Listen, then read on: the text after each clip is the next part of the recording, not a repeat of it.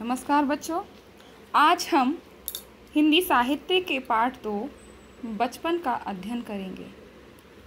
बचपन का नाम सुनते ही हमें अपने जो बचपन की यादें हैं वो स्मरण हो जाती हैं, है ना। तो यहाँ पर जो लेखिका हैं उन्होंने भी अपनी बचपन की यादें इस संस्मरण में प्रस्तुत की हैं। आइए सबसे पहले हम लेखिका के जीवन के बारे में जानते हैं। इस पाठ की लेखिका कृष्णा सोपति जी हैं। उनका जन्म 18 फरवरी 1925 में पाकिस्तान में हुआ था और इस समय वो पाकिस्तान अलग नहीं था, जुड़ा हुआ था हिंदुस्तान से।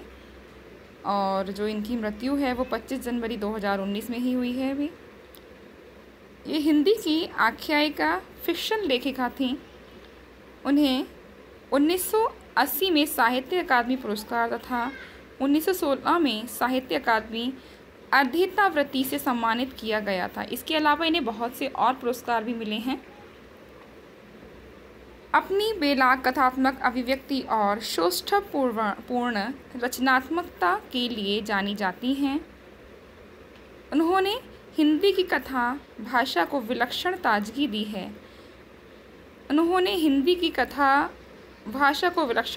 दी है।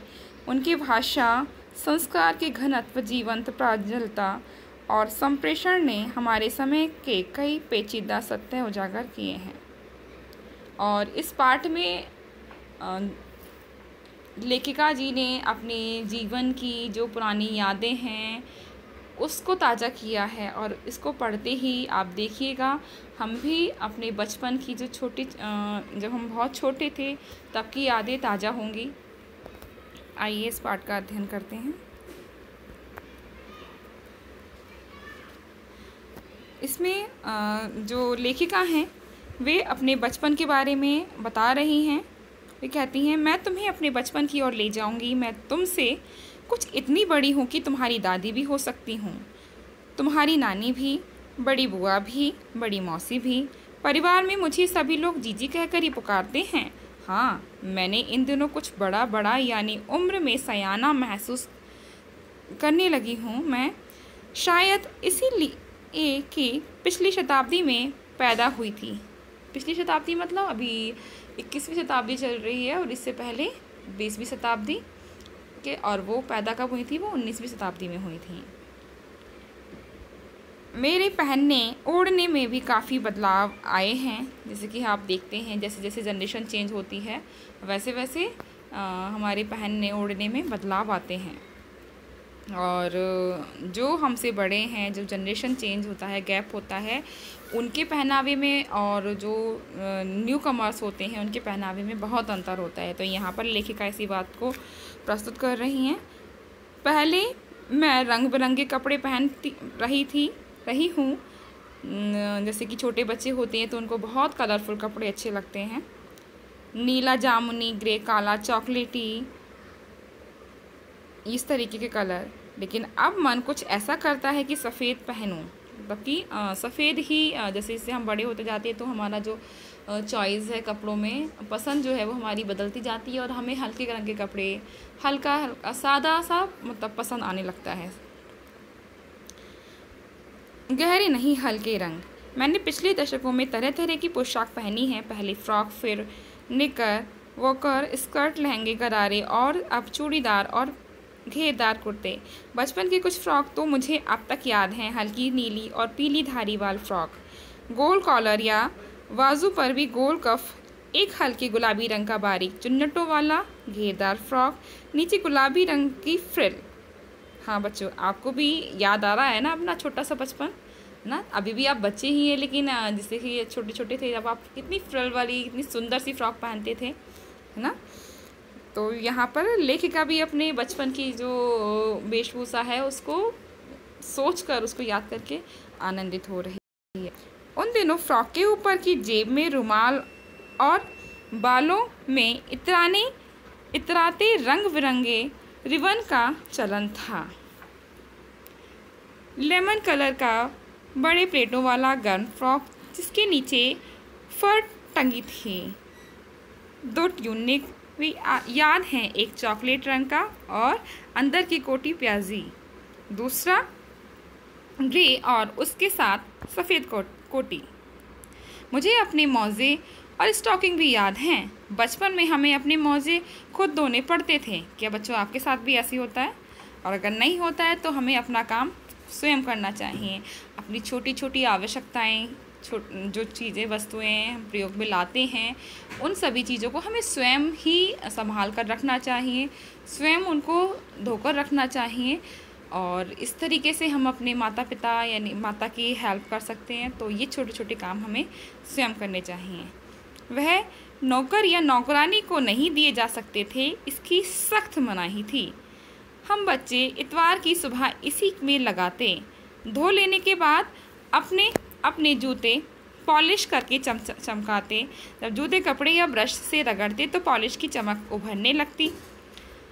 सरवर, मुझे आज भी बूट पॉलिश करना अच्छा लगता है। हालांकि अब नई नई किस्म के शू आ चुके हैं। कहना होगा कि ये पहले से कहीं ज़्यादा आरामदेह हैं। हमें जब नए जूते मिलते तो उसके साथ ही छालों का इलाज शुरू हो जाता। हाँ बच्चों, अब भी अगर हम लोग अभी शूज़ या कुछ नया लेकर आते हैं, नई चप्पल वगैरह, तो शुरू में प्रारंभ में वो हमारे पैरों में काटना शुरू कर देते हैं, उससे छाला पड़ जाता है। तो यहाँ छोटी छोटी बातों को लेखिका ने अपने संस्मरण में लिखा है। तो उसके लिए छालों का इलाज शुरू हो जाता था जब वो नई चप्पल या कुछ लेकर आते थे। जब कभी लंबी सैर पर निकलते अपने पास रुई ज़रूर रखते। जूता लगा तो रुई मोजे के अंदर। हाँ, हमारे तुम्हारे बचपन में तो बहुत फ़र्क हो चुका है। हर शनिवार को हमें ऑलिव ऑयल या कैस्टर ऑयल पीना पड़ता। यह एक मुश्किल काम था। शनिवार की सुबह से ही नाक में इसकी गंध आने लगती। छोटे शीशे के गिलास जिन पर ठीक खुराक के लिए निशान पड़े रहते, उन्हें देखते ही मितली होने लगती। मुझे आज भी लगता है कि अगर हम ना भी पीते ये शनिवारी दवा तो कुछ ज़्यादा बिगड़ने वाला नहीं था, सेहत ठीक ही रहती। तुम्हें बताऊंगी कि हमारे समय और तुम्हारे समय में कितनी दूरी हो चुकी है। यहाँ तक कि बचपन की दिलचस्पियाँ भी बदल गई हैं। दिलचस्पियाँ मतलब इंटरेस्ट की चीज़ें जो हम जिसमें और रुचि लेते हैं, वो चीज़ें में। याद रहे उन दिनों कुछ घरों में ग्रामोफोन थे, रेडियो टेलीविज़न नहीं थे।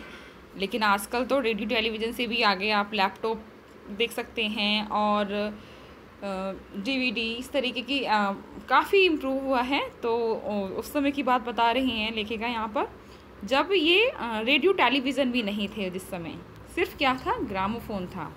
हमारे बचपन की कुल्फ़ी आइसक्रीम हो गई है। पहले जो बच्चे होते थे वो आइसक्रीम ना खाकर, क्योंकि आइसक्रीम नहीं मिलती थी, पहले कुल्फ़ी मिलती थी। और जिसको घंटी बजाकर एक रेडी वाला बेचता था और घंटी बजाकर आवाज़ लगाता था और सारे बच्चे उस तरफ दौड़ पड़ते थे। और क्या, कचौड़ी समोसा पेटीज में बदल गया है। हाँ, हम लोग कचौड़ी और समोसा तो आजकल खाना ही नहीं चाहते हैं। हम लोग तो पेटीज, बर्गर, इस तरीके की चाइनीज़ आइटम खाना चाहते हैं ना।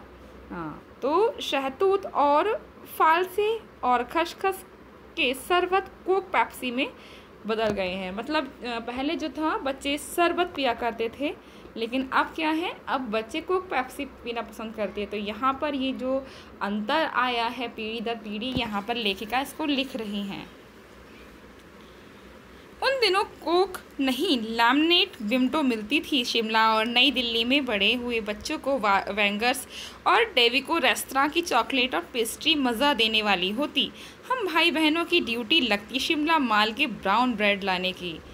हमारा घर माल से ज़्यादा दूर नहीं था, एक छोटी सी चढ़ाई और गिरजा मैदान पहुंच जाते। वहां से एक उतराई उतरते और माल पर कन्फेक्शनरी काउंटर पर तरह तरह की पेस्ट्री और चॉकलेट की खुशबू मन भावनी। अरे भाई, बच्चों के मुंह में भी पानी आ रहा है। हमें हफ्ते में एक बार चॉकलेट खरीदने की छूट थी। सबसे ज़्यादा मेरे पास ही चॉकलेट टॉफ़ी का स्टॉक रहता। मैं चॉकलेट लेकर खड़े खड़े कभी न खाती, पर घर लौटकर साइड बोर्ड पर रख देती और रात के खाने के बाद बिस्तर में लेटकर मज़ा ले लेकर खाती।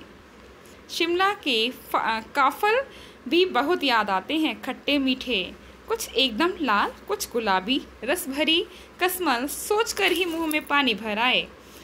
चेस्टनट एक और गजब की चीज़, आग पर भुने जाते और फिर छिलके उतारकर मुंह में। चने जोर गरम और अनारदाने का चूर्ण। हाँ, चने जोर गरम की पुड़िया जो तब थी वह अब भी नज़र आती है। पुराने कागज़ों से बनाई हुई इस पुड़िया में निराहात का कमाल है।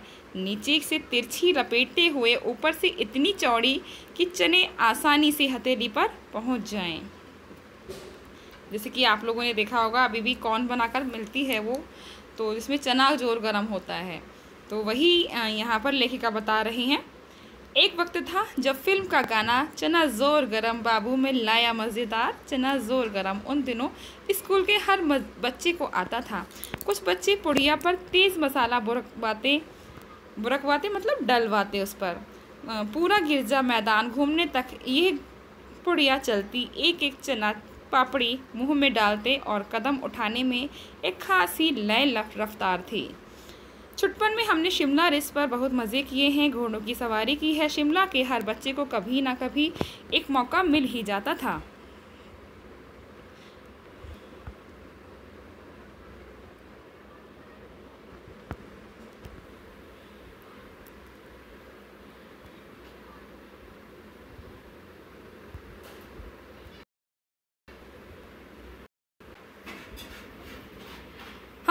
हम जाने क्यों घोड़ों को कुछ कमतर करके समझते, उन पर हंसते थे। ननिहाल के घोड़े खूब हष्ट पुष्ट और खूबसूरत। उनकी बात फिर कभी।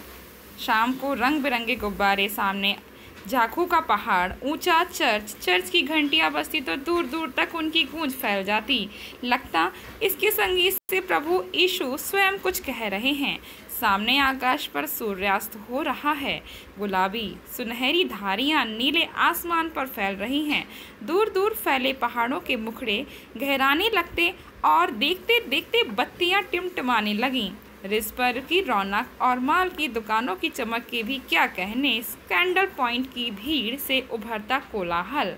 सर्वर स्कैंडल पॉइंट के ठीक सामने उन दिनों एक दुकान हुआ करती थी जिसके शोरूम में शिमला कालका ट्रेन का मॉडल बना हुआ था। इसकी पटरियां, उस पर खड़ी छोटे छोटे डिब्बों वाली ट्रेन, एक और लाल टीन की छत वाला स्टेशन और सामने सिग्नल देता खंबा, थोड़ी थोड़ी दूर पर बनी सुरंगें। पिछली सर्दी में तेज रफ्तार वाली गाड़ी वही थी। तो जो सबसे तेज़ रफ्तार वाली जो गाड़ी थी वो वही थी। कौन सी? शिमला कालका ट्रेन। कभी कभी हवाई जहाज़ भी देखने को मिलते। दिल्ली में जब भी उनकी आवाज़ आती बच्चे उन्हें देखने बाहर दौड़ते। दिखता एक भारी भरकम पक्षी उड़ा जा रहा है पंख फैलाकर, ये देखो, और वह गायब। इसकी स्पीड ही इतनी तेज़ लगती। हाँ, गाड़ी के मॉडल वाली दुकान के साथ एक और ऐसी दुकान थी जो मुझे कभी नहीं भूलती। ये वह दुकान थी जहाँ मेरा पहला चश्मा बना था। वहाँ आँखों के डॉक्टर अंग्रेज़ थे। शुरू में चश्मा लगाना बड़ा अटपटा लगा। छोटे बड़े मेरे चेहरे की ओर देखते और कहते, आँखों में कुछ तकलीफ़ है, इस उम्र में ऐनक, दूध पिया करो। मैं डॉक्टर साहिब का कहा दोहरा देती, कुछ देर पहनूंगी तो ऐनक उतर जाएगी। वैसे डॉक्टर साहब ने पूरा आश्वासन दिया था, लेकिन चश्मा तो अब तक नहीं उतरा। नंबर बस कम ही होता रहा। मैं अपने आप इसकी जिम्मेदार हूँ। जब आप दिन की रोशनी को छोड़कर रात में टेबल लैंप के सामने काम करेंगी तो इसके अलावा और क्या होगा। देखिए बच्चों, आपको भी यहाँ सीख मिल रही है कि आपको दिन में यानी तेज़ रोशनी में पढ़ाई करनी चाहिए। यदि हम कम रोशनी में पढ़ाई करेंगे तो इसका जो प्रभाव है वो हमारी आँखों पर ज़रूर पड़ेगा। तो हमें इस पाठ से ये सीख लेनी चाहिए कि हमें अपनी आँखों की रोशनी को ठीक बनाए रखने के लिए हमें तेज़ रोशनी में पढ़ना चाहिए, जो कि हमारी आँखों के लिए सही हो। हाँ, जब पहली बार मैंने चश्मा लगाया तो मेरे चचेरे भाई ने मुझे छेड़ा, देखो देखो कैसी लग रही है। आँख पर चश्मा लगाया ताकि सूझे दूरी, यही नहीं लड़की को मालूम सूरत बनी लंगूर की। हाँ, आपको भी जब आप पहली बार कभी जिसने भी चश्मा लगाया होगा उसको भी कुछ ना कुछ कहकर चढ़ाते ही हैं। तो यहाँ पर लेखिका ये बड़ी मज़ेदार बात बता रही हैं, इसको आपसे साझा किया है लेखिका ने। मैं खीजी की मुझ पर ये क्यों दोहराया जा रहा है, पर शेर बुरा ना लगा। जब वह चाय पीकर चले गए तो मैं अपने कमरे में जाकर आईने के सामने खड़ी हो गई। कई बार अपने को देखा, ऐनक उतारी, फिर पहनी, फिर उतारी, देखती रही। सूरत बनी लंगूर की, नहीं नहीं, हाँ हाँ। मैंने अपने छोटे भाई का टोपा उठाकर सिर पर रखा। कुछ अजीब लगा, अच्छा भी और मजाकिया भी। तब की बात थी, अब तो चेहरे के साथ घुल मिल गया है। हाँ, जैसे कि आप लोग देख रहे हैं, लेखिका सामने हैं और इनके चेहरे पर चश्मा लगा है और ये चश्मा इन पर खूब जच रहा है। तो जब हम शुरू में प्रारंभ में कोई चीज़ हम प्रयोग में लाते हैं तो वो हमें अटपटी लगती है, लेकिन धीरे धीरे जब हम उसको प्रयोग में लाते हैं तो वो हमारे चेहरे से, हमारे जो हम जैसे जैसे यूज़ करते हैं उसको, वो घुल मिल जाती है। चश्मा जब भी कभी उतरा हुआ होता तो चेहरा खाली खाली लगने लगता। याद आ गया वह टोपा, काली फ्रेम का चश्मा और लंगूर की सूरत। ये सारी जो बातें हैं, ये लेखिका को अपने बचपन की बातें याद आ रही हैं और वह ये सारी बातें इस संस्मरण में आपके साथ साझा कर रही हैं, अपने पाठकों के साथ साझा कर रही हैं। हाँ, इन दिनों शिमला में मैं सिर पर टोपी लगाना पसंद करती हूँ। मैंने कई रंगों की जमा कर ली हैं, कहाँ दुपट्टों का ओढ़ना और कहाँ सहल सुभीते वाली हिमाचल टोपियाँ। तो यहाँ पर मैं सोचती हूँ कि हाँ, मुझे तो भाई अपने बचपन की याद आ गई है और आपको भी अपने छोटे जब आप बहुत और छोटे थे तो उस बचपन की याद ज़रूर आई होगी ना। तो आगे हम इस पाठ का जो सारांश है वो दिया है मैंने, तो इस सारांश को आप पढ़ लीजिएगा।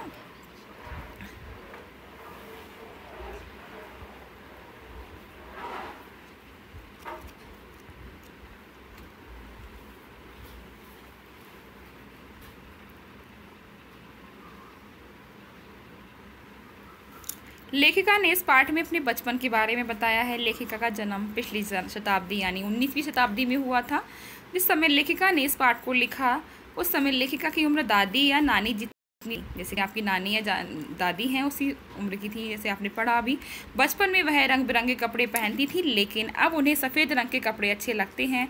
पहले वे फ्रॉक, निक्कर, स्कर्ट, लहंगे, गरारे पहनती थी, लेकिन जब वह बूढ़ी हो गई तब उन्हें चूड़ीदार और घेरदार कुर्ते पहनना अच्छा लगता है। उन्हें अपने मोजे और स्टॉकिंग की भी याद है। अब उन्हें अपने मोजे खुद धोने पड़ते थे। उस समय जब वह छोटी थी, हर रविवार को अपने जूते पर पॉलिश करनी होती थी। हर शनिवार को उन्हें सेहत ठीक रखने के लिए ऑलिव ऑयल या कैस्टर ऑयल पीना पड़ता था। उन दिनों रेडियो टेलीविज़न नहीं था, केवल कुछ घरों में ग्रामोफोन था। लेखिका के अनुसार पहले के और अब के खाने में भी अंतर आया है, जैसे कि हमने अभी पढ़ा। पहले की कुल्फ़ी और आइसक्रीम हो गई है, कचौड़ी समोसा पेटीज़ में बदल गए, शरबत कोक पेप्सी बन गए। उन्हें चना जोर गरम और अनार के दाने का चूर्ण बहुत पसंद था। लेखिका ने अपने बचपन में शिमला रिज पर बहुत मज़े किए हैं। घोड़ों की सवारी, सूर्यास्त के समय दूर दूर तक फैले पहाड़ का मनोरम दृश्य, चर्च की बस्ती घंटियों का संगीत सुनकर लगता प्रभु कुछ कह रहे हों। स्टैंडर्ड पॉइंट के सामने के शोरूम में शिमला कालका ट्रेन का मॉडल बना था। हवाई जहाज़ कभी कभी देखने को मिल जाते। हवाई जहाज़ देखकर ऐसा लगता जैसे कोई भारी भरकम पक्षी पंख फैलाकर तेज गति से उड़ रहा है। गाड़ी के मॉडल वाली दुकान के साथ एक और दुकान थी जहाँ से लेखिका ने अपना पहला चश्मा बनवाया था। वहाँ के डॉक्टर अंग्रेज़ थे। शुरू में चश्मा लगाना उन्हें अटपटा लगा था। डॉक्टर ने आश्वासन दिया कि कुछ दिनों में उनका चश्मा उतर जाएगा, लेकिन वह नहीं उतरा, है ना। क्यों नहीं उतरा? क्योंकि उन्होंने वो एक्टिविटी कर दी थी, वो एक्टिविटी नहीं छोड़ी। क्या एक्टिविटी थी वो थी कि कम रोशनी में वो रात में पढ़ती थी, इसीलिए हमें कम रोशनी में नहीं पढ़ना चाहिए। जिसकी जिम्मेदार लेखिका खुद थी, वह दिन की रोशनी में नहीं पढ़कर रात में टेबल लैंप के सामने पढ़ती थी। जब पहली बार उन्होंने चश्मा लगाया तब उनके भाई ने उन्हें चिढ़ाते हुए कहा कि उनकी सूरत लंगूर जैसी लग रही है। वह उन्हें ये कहकर चिढ़ाते, आँख पर चश्मा लगाया ताकि सूझे दूर की, ये नहीं लड़की को मालूम सूरत बनी लंगूर की। धीरे धीरे चश्मा लेखिका से घुल मिल गया। इस संस्मरण में, ये लेखिका का संस्मरण है और इस संस्मरण में लेखिका अपने बचपन की यादों को पाठकों के साथ साझा किया है। तो यहाँ पर हम लोग अपने बचपन को भी याद कर रहे हैं। आइए, इस पाठ की कुछ अभ्यास है। ये जो प्रश्नोत्तर दिए हैं, ये प्रश्नोत्तर आपको PDF के माध्यम से दे दिए जाएंगे और कुछ प्रश्न इसमें अपने आप आपको स्वयं करने होंगे, कुछ के उत्तर दे दिए जाएंगे। इसमें कुछ शब्दों के अर्थ भी हैं। यहाँ कुछ प्रश्न हैं, ये आपको PDF के माध्यम से दे दिए जाएंगे। यहाँ कुछ शब्दार्थ हैं, जैसे कि सयाना, होशियार, शताब्दी, 100 साल का समय, चलन प्रचलन में, कैस्टर ऑयल, अरंडी का तेल, ऑलिव ऑयल, जैतून का तेल, खुराक, निश्चित मात्रा, जैसे कि हम कहते हैं ना इतनी खुराक हमें लेनी है, तो एक निश्चित, एक डेफिनिट क्वांटिटी। मितली मतलब उल्टियाँ, कहते हैं जी मितला रहा है इस तरीके से। मुंह में पानी भर आना, लालच आना। निरा, केवल, निरा कहते हैं ना, निरा इतना ही, निरा इस तरीके से, तो वो केवल, मात्र। कमतर, कम अच्छा। खींचना, क्रुद्ध हो जाना, यानी कि किसी भी चीज़ से इरिटेशन हो जाना। सुविधे, सुविधाजनक। आईना, शीशा। दिलचस्पी, रुचि या इच्छा। ठीक है बच्चों, आपको पाठ समझ में आया? ठीक है, धन्यवाद। इसको जो भी आपको PDF आप तक पहुंचाई जाएगी उसको आप कीजिएगा।